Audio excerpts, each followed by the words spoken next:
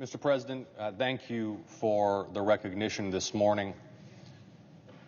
It's a pleasure to be with you, Mr. President, here this morning as we together represent the state of Georgia.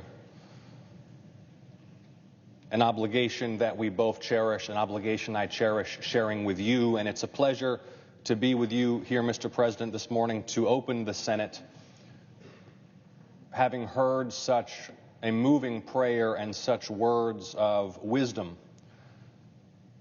from Rabbi Peter Berg of the Temple in Atlanta, Georgia. Rabbi, on behalf of the United States Senate, we thank you for taking time out of your busy schedule, tending to your congregation, providing light and inspiration to our constituents in Georgia, to provide such wisdom and a blessing to those of us here in this chamber who labor each day to do the work of the people and to advance the interests of the United States. I thank you, Rabbi Berg, for your leadership at this moment of trial for Jewish Americans in Georgia, across the country, and for Jews around the world at this moment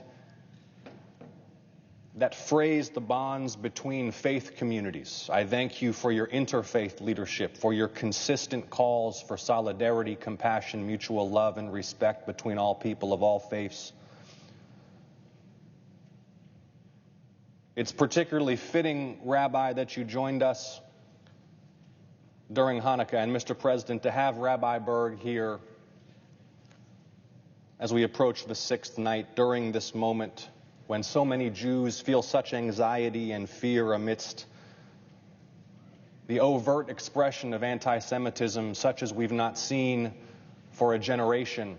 We draw upon the Hanukkah story, one of endurance and resilience and survival, for inspiration, a story that can inspire all people of all faiths. And finally, Mr. President, I would note, as you and I together represent the state of Georgia for the first time in its history, represented by a black man and a Jew, that to have Rabbi Berg here representing the temple's civil rights commitments and history, the temple which in 1958, as you know, Mr. President, was bombed by white supremacists in an attempt at vengeance for Rabbi Jacob Rothschild's alliance with civil rights leaders and Dr. King in the American South.